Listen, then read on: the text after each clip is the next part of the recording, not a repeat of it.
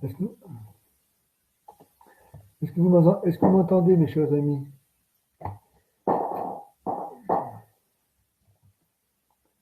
Bonjour, Gaspard.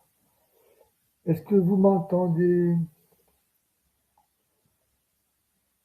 Euh, Est-ce que vous m'entendez? Très bien, merci. Ah, je vois qu'il y a des fidèles. Merci, chers amis. Bonsoir Virginie, bonsoir Marie, Simon, Luna, Pascal, Fabiano, Aude, Marie-Claude, Antoine, Alamine, Gaspard, Jean-Claude, Sam. J'espère que vous avez passé une belle journée dans le rayonnement de Jésus Eucharistie.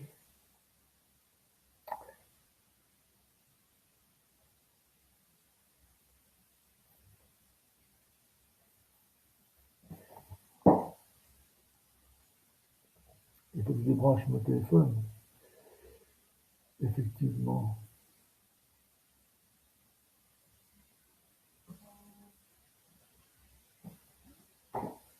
Voilà, là c'est l'heure, 21h. Alors j'ai pensé aujourd'hui vous dire un petit mot du sujet que j'ai traité dimanche dernier.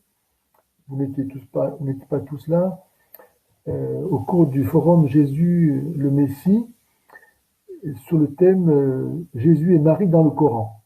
Parce que de fait, ce sujet, Marie et Joseph, pardon, Jésus et Marie, est utilisé dans les rencontres islamo-chrétiennes comme étant un point commun entre christianisme et islam. Et je voudrais montrer que c'est complètement faux. Pas un petit peu seulement. Hein, j'ai écouté une interview sur Oumma TV du fondateur Monsieur Gérard Testard, fondateur de l'association Chrétiens et musulmans ensemble avec Marie, qui disait que Marie était un peu la même dans le Coran et dans l'Évangile. Eh bien, elle n'est pas un peu la même, elle est complètement différente. Pourquoi? Parce que la Vierge Marie, dans la foi chrétienne, est la mère de Dieu. Tous ses privilèges, toutes ses grâces découlent de sa vocation à la maternité divine. L'Immaculée Conception, sa virginité consacrée, toutes les grâces et les privilèges de la Vierge Marie découlent de sa vocation vraiment surnaturelle d'être la mère de Dieu. Or, dans l'islam, Marie n'est pas la mère de Dieu. Donc on voit bien que ce n'est pas la même personne.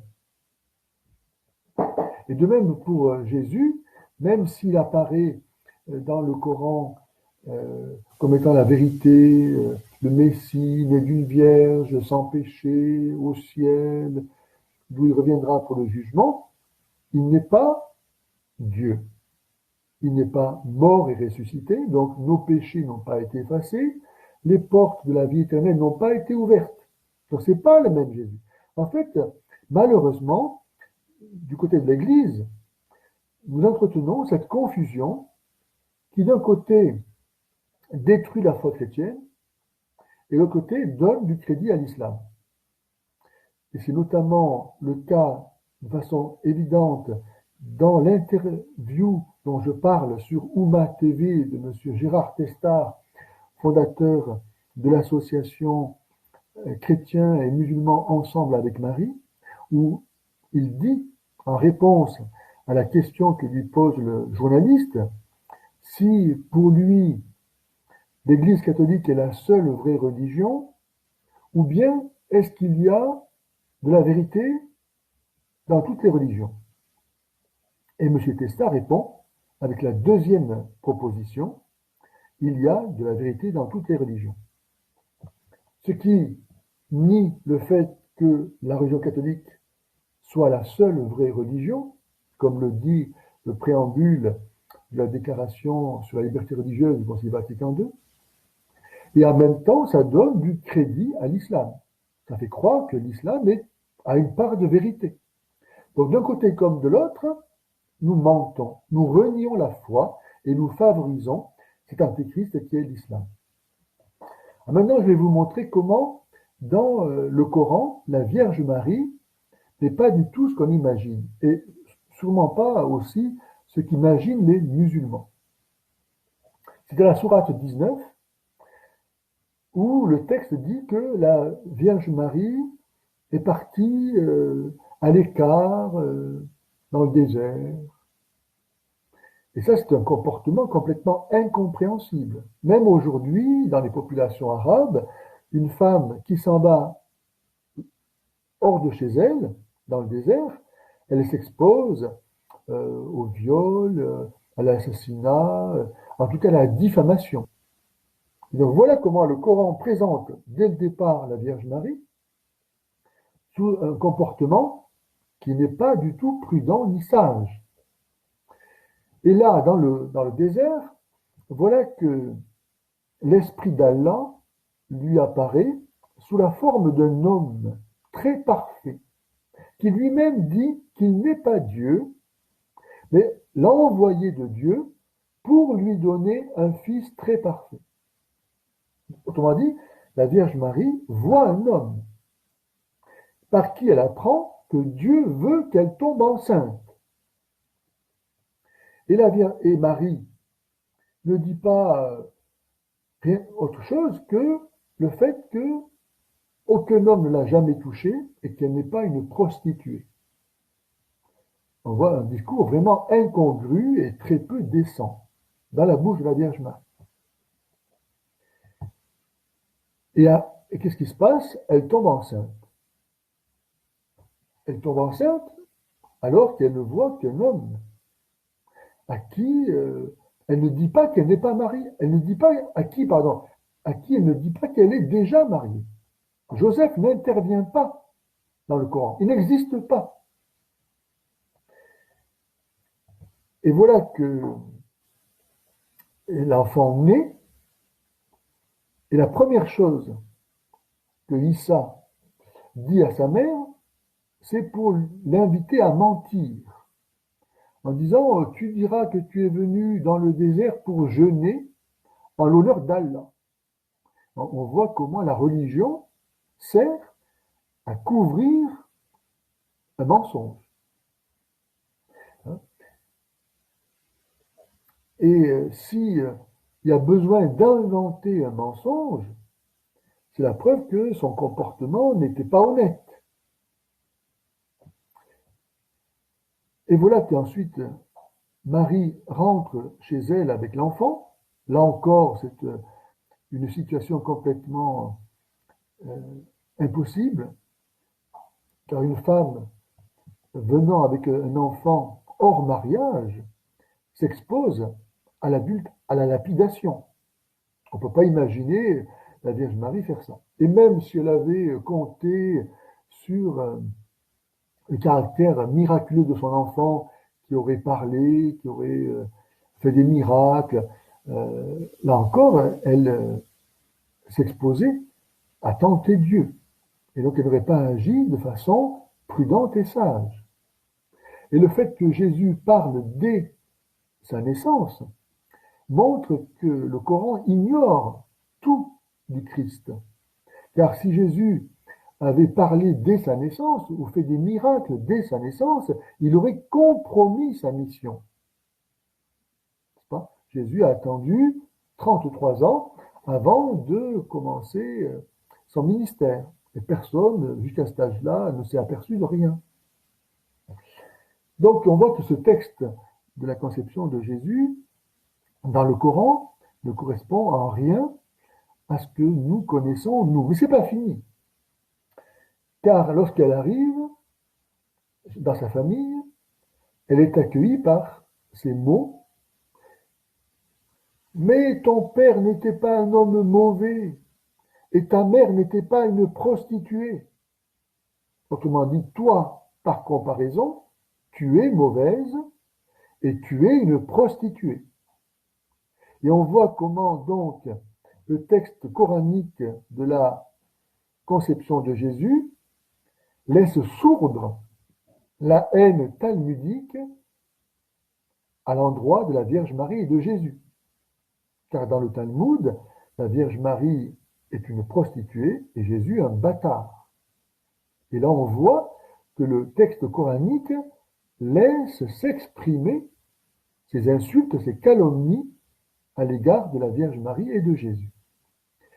Et non seulement ça, mais par cette réponse, qui est une louange des parents de Myriam, qui dans le Coran a pour père Imran, qui avait épousé sa tante Yochébed, par le fait même si le Coran condamne ce type d'union incestueuse, le Talmud, lui, le permettait et le permet toujours.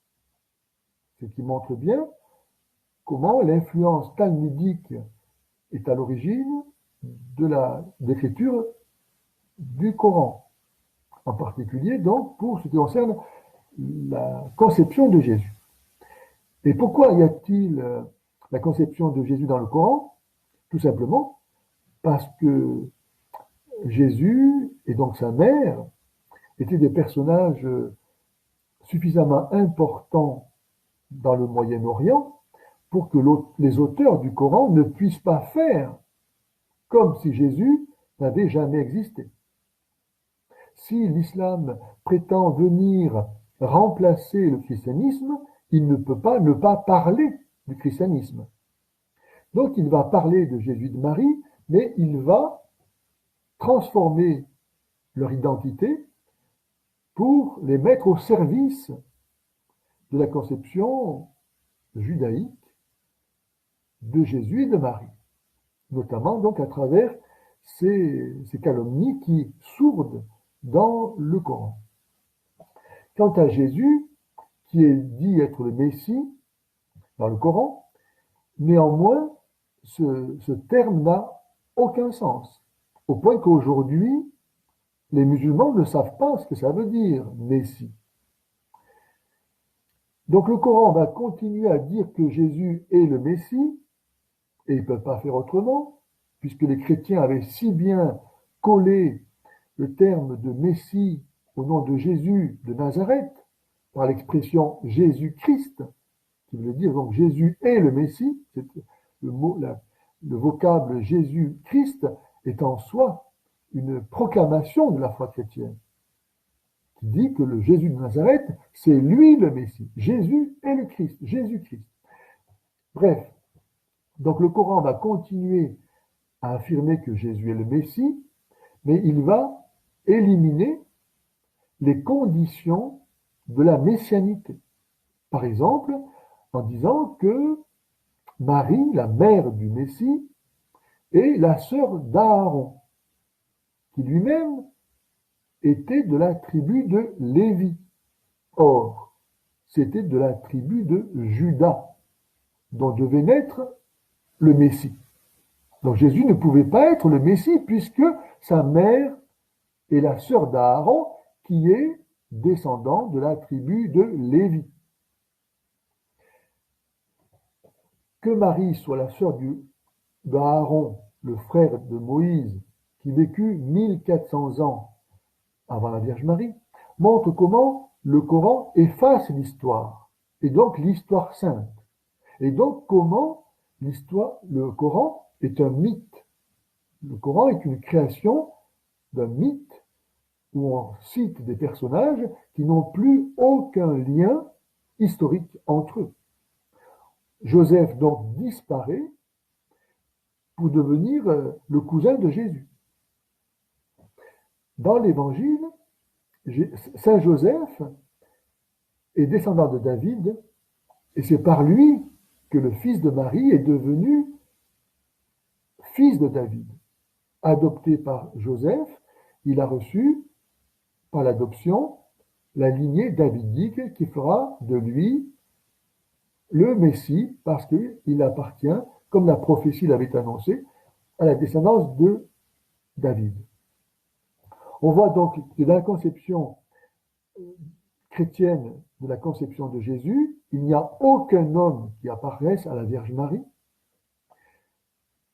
Et Saint Joseph est là pour donner au fils de la Vierge Marie légitimité et notoriété qui soustrait Marie et son fils à tout scandale.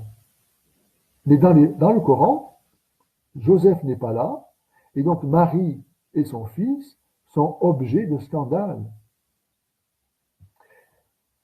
Les conditions de la messianité sont encore effacées, puisque dans le Coran, il n'y a aucune prophétie de l'Ancien Testament. C'est ainsi que Jésus n'est pas annoncé par le sacrifice d'Abel, non plus par celui d'Isaac. Jésus n'est pas le serviteur souffrant d'Isaïe, vu aussi par Zacharie comme étant le crucifié. Jésus, dans le Coran, n'est pas annoncé comme étant l'époux, ainsi que l'ont chanté aussi bien Isaïe que Salomon, avec le Cantique des Cantiques. Jonas n'a pas annoncé par sa prédication aux païens, par sa descente dans les eaux pendant 3 jours, dans le monstre marin, n'a pas annoncé la mort et la résurrection de Jésus. Donc, Jésus n'est pas la manne qui a été donnée de façon préfigurativement par Moïse aux Hébreux dans le désert. Il n'est pas le serpent d'airain dont la contemplation guérissait de la morsure du péché, comme aujourd'hui la contemplation du Messie sur la croix nous sauve du péché. Donc toute la prophétie de l'Ancien Testament est effacée de manière à ce que Jésus ne puisse pas être reconnu par le Messie. Donc aujourd'hui, dans les rencontres islamo-chrétiennes, où on veut faire croire qu'il y a quelque chose de commun entre le Jésus chrétien et le Jésus musulman, entre la Vierge Marie chrétienne et la Vierge Marie musulmane, c'est complètement une imposture. Il n'y a rien de commun. Qui n'est pas avec moi est contre moi. L'islam vient pour rejeter la foi chrétienne. Dans l'islam, comme vous le savez, Marie n'est pas la mère de Dieu et Jésus n'est pas Dieu. Donc il n'y a pas de foi chrétienne un petit peu, comme on veut le croire. Il n'y a rien du tout. Sinon, une fausse Vierge Marie et un faux Jésus pour tromper les chrétiens qui manquent de formation, de réflexion, et qui s'imaginent qu'après tout, puisqu'il y a le même Jésus, puisqu'il n'y a qu'un seul Dieu, être chrétien ou être musulman, c'est kiff-kiff. Eh bien non. C'est vraiment un piège que je dénonce et c'est gravissime de voir comment dans l'Église aujourd'hui on accepte de marcher là-dedans. Bref, nous arrivons donc au terme de mon petit quart d'heure d'enseignement et maintenant je vais lire vos remarques. Alors je vais prendre peut-être ce qui fait sous les yeux parce que je ne peux pas remonter très très loin. Effectivement, Gaspard, les racines talmudiques affleurent complètement dans le récit de la conception de Jésus, notamment parce que Allah dit que Marie n'était qu'une femme. Vous savez que tout juif pieux, chaque matin, remercie Dieu de ne pas l'avoir créée femme. La misogynie talmudique est dans le Coran, dans le fait que Marie est déclarée n'être qu'une femme, dans la bouche d'Allah. Amen.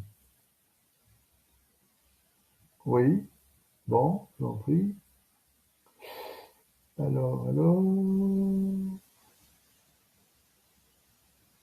Quoi? Joseph, Youssouf en arabe, à l'instar d'Abraham et de Jonas, Yunus, fait partie des prophètes dont le Coran relate brillamment la vie. Ça va me rigoler ou quoi? Charles Medjar, ça va pas, non? Où est-ce que vous voyez quelque chose dans le Coran qui relate brillamment la vie de Joseph ou d'Abraham? le Joseph dans le Coran n'est pas du tout le père de Jésus. Il n'y a pas de Joseph, père de Jésus dans le Coran. Hein. Et Abraham n'est pas celui qui fait confiance et qui croit à Dieu, c'est le soumis. Voilà. Il n'y a pas d'alliance. Ce qui fait la grandeur d'Abraham, c'est d'avoir accepté l'alliance avec Dieu. Dans le Coran, il n'y a pas d'alliance entre Abraham et Dieu, et Allah. Donc je suis un peu étonné, moi, Charles Nedjar, de vos remarques.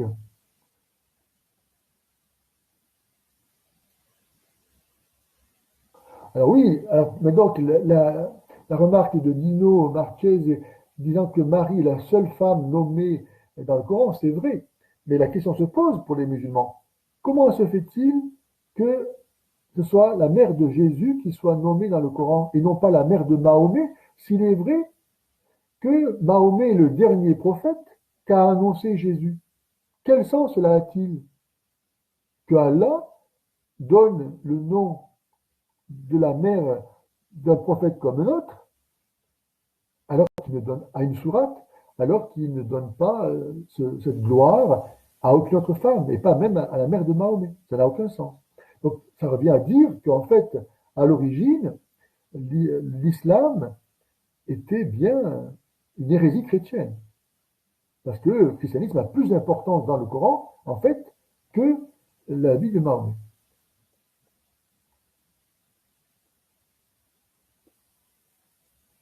Voilà, effectivement, Julie Jeannette Girard nous dit ça. Le Coran ne pouvait pas effacer du vécu des gens la foi chrétienne. Donc on va trafiquer la foi chrétienne en gardant évidemment les noms de Jésus et de Marie qui est trop important.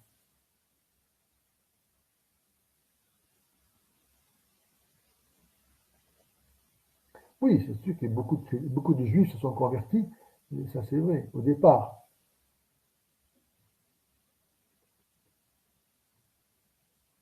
Oui. Jean-Jacques Walter, comme dit Thierry Lopez, a détruit le Coran en 1000 morceaux. Absolument. Merci, merci, merci.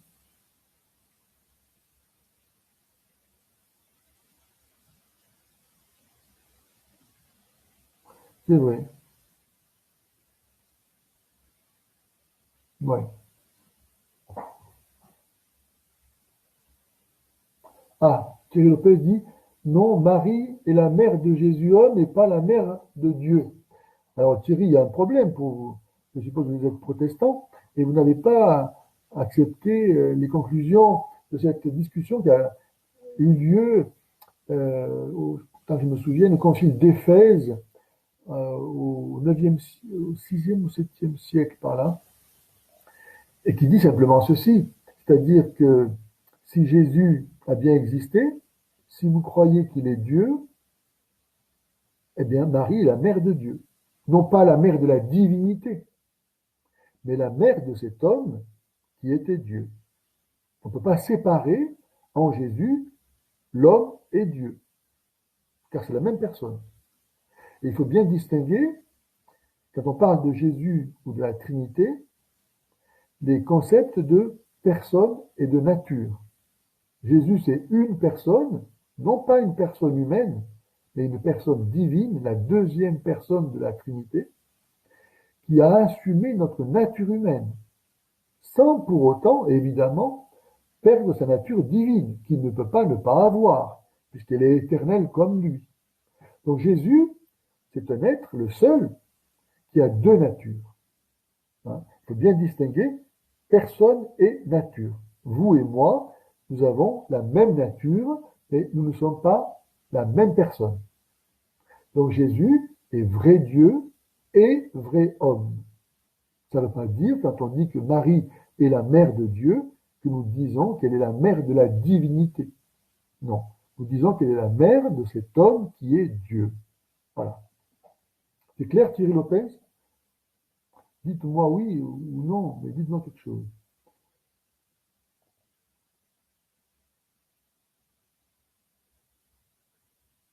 Alors peut-être que Marie était aussi effectivement de la lignée de David, elle nous dit Brigitte d'Anjou, mais non, vous voyez, c'est faux. Parce que elle avait pour, enfin, je ne sais pas si c'est faux, mais si son père était Joachim, si son, si Joachim, enfin je sais pas.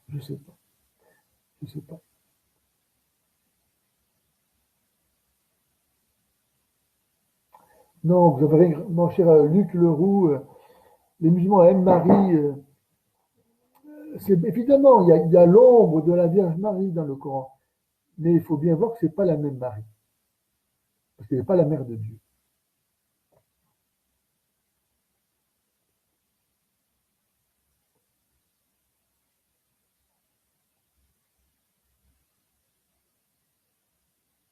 Je vous assure, moi, cher Anna, c'est comme, regarde, cherchez Joseph, vous verrez que Jésus n'a pas, Joseph n'apparaît pas. Joseph, dans le Coran, attendez, je vais vous le dire, autant que je me souvienne.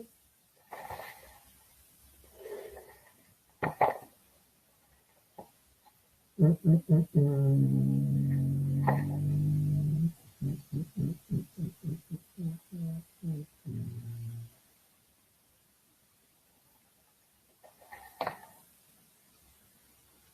Voilà, dans le Coran, Joseph, c'est le fils du patriarche Jacob, qui lui-même devient Jacques, le cousin de Jésus. Donc vous voyez, tout est mélangé.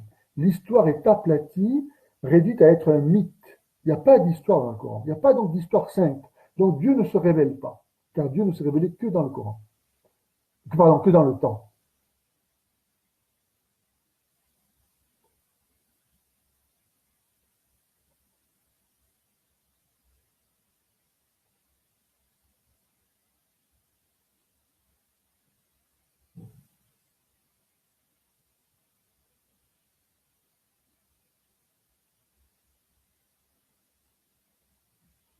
Alors Marie-Claude Joannet pose une question. Pour les musulmans, nous sommes polythéistes. Nous adorons Dieu, Jésus et Marie. Est-ce exact? Effectivement, c'est à la sourate 5, verset 116, où Jésus est censé dire au dernier jour, euh, est-ce moi qui vous ai commandé d'adorer Dieu, Jésus et Marie? Voilà, l'Esprit Saint est remplacé par la Vierge Marie. Donc, dans ce verset, il est reproché aux chrétiens d'avoir une divinité polyforme, n'est-ce pas? Dieu, Jésus et Marie. D'une part, jamais on a dit que Marie était Dieu, hein, euh, mais en plus, nous ne croyons pas en trois dieux pour autant, car nous disons que le Père est Dieu, le Fils est Dieu, le Saint-Esprit est Dieu. Ça ne fait pas trois dieux, mais un seul Dieu. Et pourtant, le Père n'est pas le Fils n'est pas le Père, le Saint-Esprit n'est ni le Père ni le Fils. Et ni le Fils ni le Père ne sont le Saint-Esprit. Chaque personne est différente, chaque personne est l'essence divine elle-même. Jésus dit, le Père est en moi et je suis dans le Père. Le Père et moi, nous sommes un. Et le Père est le Père, et lui, c'est lui. C'est le mystère de Dieu qui est amour, et parce qu'il est amour, il est un. Le propre de l'amour, c'est d'unir ceux qui s'aiment. Nous, chrétiens, nous croyons en un Dieu, en un seul Dieu, mais nous ne croyons pas que ce Dieu, il est solitaire. Sinon, il serait mort. Dieu, en lui-même, il est fécondité. Il est don. Dieu se connaît lui-même. On ne peut pas imaginer que Dieu ne se connaisse pas lui-même. Sinon, ce ne serait pas parfait. Et comment est-ce qu'il nous aurait donné à nous la possibilité de connaître certaines choses si lui-même n'avait pas cette capacité de connaître toutes choses en se connaissant lui-même? Donc Dieu se connaît lui-même. Et en se connaissant lui-même, il produit donc une pensée, la pensée de lui-même, qui est en tout semblable à lui. Et donc qui est Dieu. Comme nous le confessons dans le credo chaque dimanche, Jésus est Dieu, né de Dieu, lumière, née de la lumière. C'est le Fils qui révèle le Père. Sans Père, il n'y a pas de Fils. Pardon, sans Fils, il n'y a pas de Père. Il n'y a pas non plus de Fils sans Père, évidemment. Donc, quand les musulmans reprochent aux chrétiens de croire façon monstrueuse, au point que pour eux, le plus grand de tous les péchés, c'est de croire à la Trinité. C'est le seul péché qui ne peut pas être pardonné. Sourate 4, verset 48. Parce que, soi-disant, on commettrait un sacrilège, une calomnie monstrueuse, en laissant croire qu'il y aurait eu une union entre Dieu et la Vierge Marie pour engendrer Jésus. Comme si Jésus avait commencé à exister à partir de sa conception dans le sein de la Vierge Marie. On n'a jamais dit ça. Quand on dit que Jésus est le Fils de Dieu, on dit que Dieu, qui est esprit, intelligence, produit une pensée. L'intelligence produit une pensée. Il n'y a pas d'intelligence qui ne pense pas. Et donc qui ne produise pas une pensée. De même qu'il n'y a pas de pensée sans intelligence. Eh bien voilà le Père et le Fils. Pas compliqué.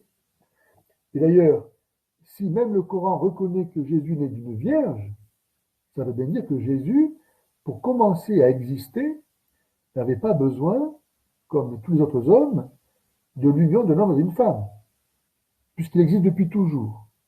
Pour devenir homme, il avait seulement besoin de recevoir la nature humaine.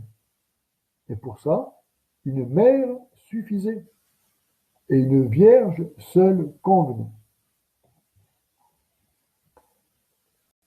J'espère que j'aurais été assez clair. Ah ben évidemment, Thierry, elle n'est pas la mère de Dieu le Père, on est bien d'accord. Mais Jésus est vrai Dieu. Et elle est la mère de Jésus. Donc Jésus, elle est la mère de Dieu. Voilà. On va dire le contraire.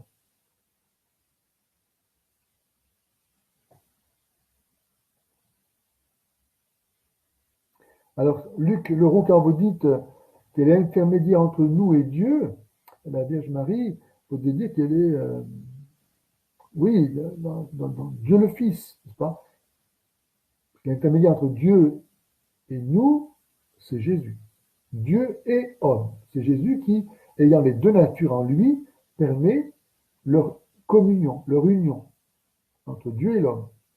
Mais comme Jésus est Dieu, nous allons à Jésus, qui est Dieu, par le chemin par lequel il est venu jusqu'à nous et qui est Marie. On ne va pas à Dieu le Père sans Jésus, parce qu'il y a un abîme entre lui et nous qui est le péché. Et seul Jésus, par sa mort et sa résurrection, a détruit notre péché et nous permet de nous présenter devant Dieu. Jésus, c'est le chemin, comme il dit.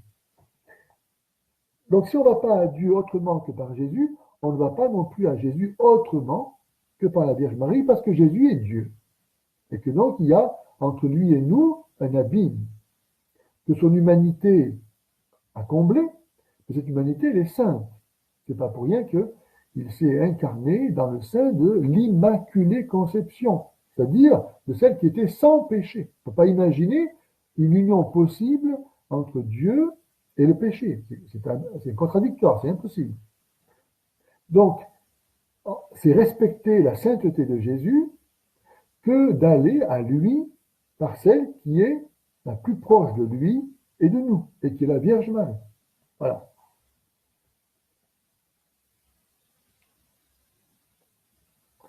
Alors, et c'est Dieu lui-même qui l'a choisie pour être sa mère, car Marie était la seule avec une âme pure et pour enfanter Dieu. Amen.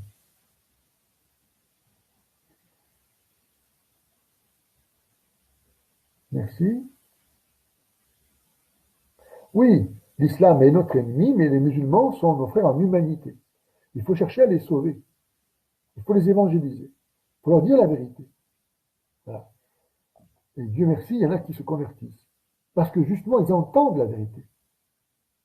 Moi, personnellement, quand je reçois des témoignages de gens, de musulmans qui se sont convertis grâce à mes vidéos, jamais ils n'ont discuté avec moi.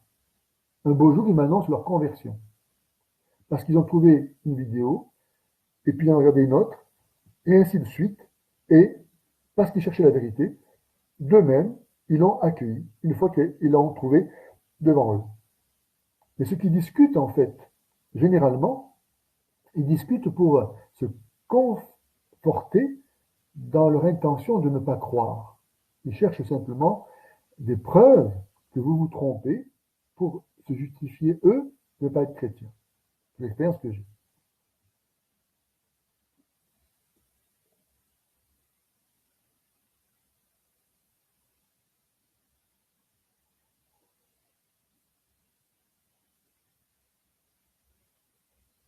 Oui, vous avez raison. Le plus grand scandale qui soit, c'est la division des chrétiens. Père, qu'ils soient un comme nous sommes un, moi en toi et moi en toi, que eux aussi soient un en nous, afin que le monde croie que tu m'as envoyé. Autrement dit, Jésus, il fait dépendre le salut du monde de l'unité des chrétiens. C'est dire si la division des chrétiens est un grave péché.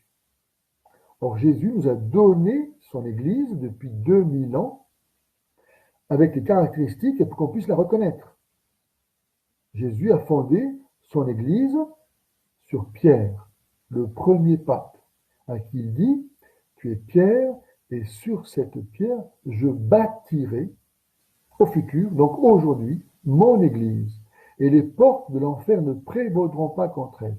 Donc Jésus bâtit aujourd'hui son Église sur Pierre et sur personne d'autre.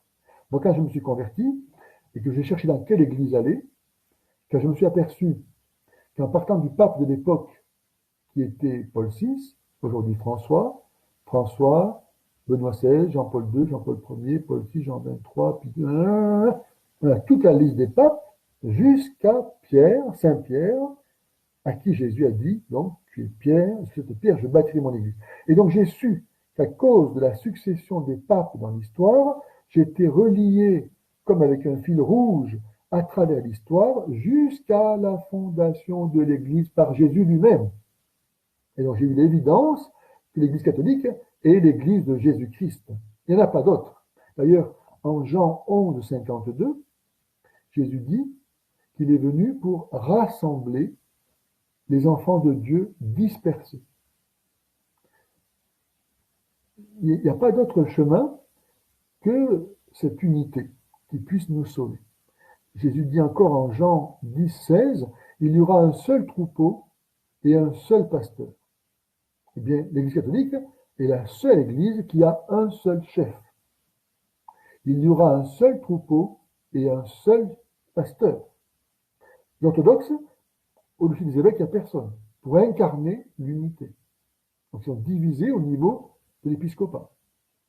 Les protestants, encore plus, chaque protestant peut être pasteur. D'ailleurs, avant Luther, il n'existait pas. Donc, ils n'ont pas été fondés par Jésus-Christ. Bref, tout ça pour dire qu'il faut vraiment faire en sorte qu'on soit un, parce que l'union fait la force, c'est la condition pour le salut du monde et pour notre salut à nous. Si nous nous séparons de l'Église, nous sommes perdus. Il n'y a pas de... C'est le corps du Christ. Il y a du salut que dans le corps du Christ. Alors,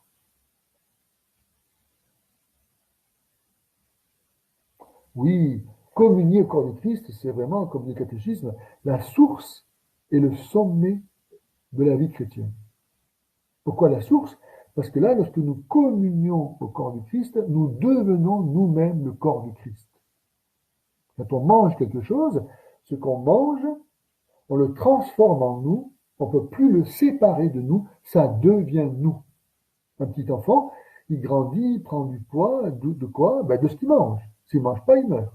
Et ce qu'il mange, il le transforme en lui, et c'est comme ça qu'il grandit. Donc, quand nous communions au corps du Christ, le corps du Christ devient notre propre chair, comme nous-mêmes, nous devenons le corps du Christ. Rien de plus grand que ça.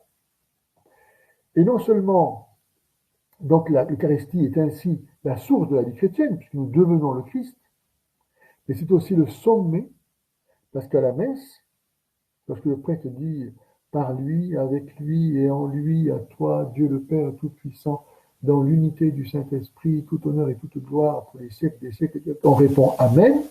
Ça veut dire quoi, Amen? Ça veut dire, aussi vrai, Père, que Jésus qui est là et qui rend présent son sacrifice qui s'est passé il y a 2000 ans sur le Golgotha, eh bien moi qui suis membre de son corps, moi qui suis une petite cellule de l'Église, je ratifie pour mon compte cette offrande du Christ en m'offrant à toi. Moi, par Jésus, avec Jésus et en Jésus, je te donne ma vie.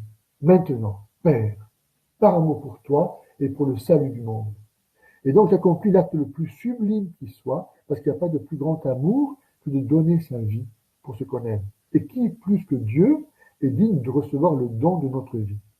Eh bien là, à chaque messe, nous nous recevons nous-mêmes comme corps du Christ et nous nous donnons à Dieu. Et donc nous accomplissons l'acte le plus sublime qui soit. C'est pour ça que c'est la source, c'est le sommet de la vie chrétienne. Et que manquer la messe dominicale volontairement, c'est un péché mortel. Car à la messe, Dieu vient se donner à nous au prix de sa mort sur la croix.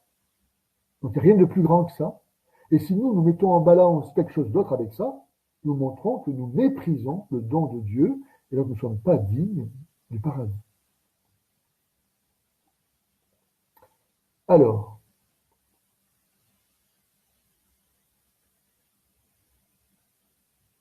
non, Marie n'est pas la mère de la Trinité divine.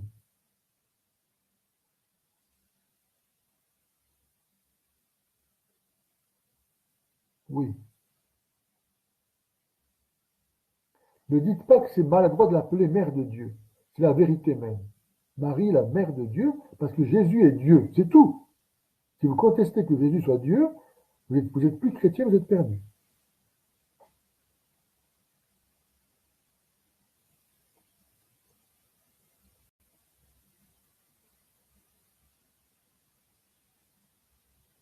Marie a eu besoin d'un sauveur, c'est vrai. Marie, elle est ce qu'elle est grâce à son Fils par anticipation, car pour Dieu, il n'y a pas de temps. Donc Dieu, en prévision, pour nous, prévision, mais pour lui, tout est pareil, il voit tout en même temps. Donc Dieu a créé la Vierge Marie de façon tout à fait unique, en vertu des mérites à venir de son Fils. Pas compliqué. Oui. Amen. Qu'est-ce qu'il raconte? Ah, il avait...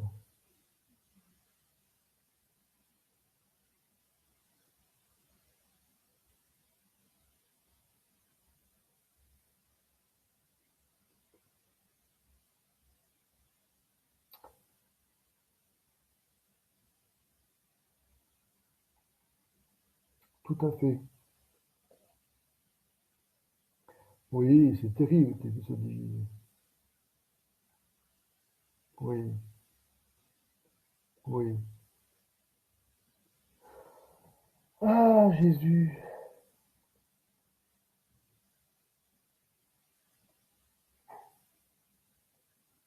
Alors, ma chère Vanessa Boudra, euh, effectivement, le père Boulade a parlé d'un plan pour lutter contre l'islamisation de la France et de l'Europe. Je ne pense pas que ça soit allé au-delà d'un vœu pieux, malheureusement. Quoique ce week-end, là, il y a eu organisé dans le Gers par Renaud Camus et le ciel une rencontre dans ce but, n'est-ce pas? Euh, je crois que vous connaissez bien Karim Mouchik et donc il pourra vous en parler plus profondément. Eh oui. Bon, mes amis, je vois que on arrive au bout. Il y a plus de commentaires ou de questions, me semble-t-il. Alors, qu'est-ce qui se raconte ça? Bon, eh bien, mes chers amis, on va terminer par une petite prière alors. Au nom du Père, du Fils et du Saint-Esprit. Seigneur Jésus, nous vous remercions d'avoir bien voulu vous faire homme pour que nous, les hommes, nous puissions, par l'amour et par la foi, vous accueillir, nous unir à vous, devenir un avec vous comme vous-même vous êtes un avec le Père. Ce mystère d'amour qui est à l'origine et au terme de toute chose. Seul l'amour donne la vie. Nous vous remercions, Seigneur, de continuer à demeurer sur cette terre avec votre corps et votre sang, sur cette espèce dans tous les tabernacles du monde, afin que vous puissiez intercéder pour le salut de notre époque, de notre temps, de tous nos contemporains. Nous vous demandons pardon pour toutes les indifférences, les sacrilèges, les offenses que vous recevez dans votre Église même. Et nous vous demandons, Seigneur, de bénir chacun d'entre nous pour que nous soyons, nous aussi, des témoins fidèles de cette bonne nouvelle que vous nous avez annoncée au prix de votre mort et de votre résurrection. Qu'il en soit ainsi, au nom du Père, du Fils et du Saint-Esprit. Merci, mes chers amis, et à la semaine prochaine, peut-être. Je ne suis pas sûr, mais bon, ça ira. Je vous embrasse, je vous aime beaucoup, je vous bénis. À bientôt.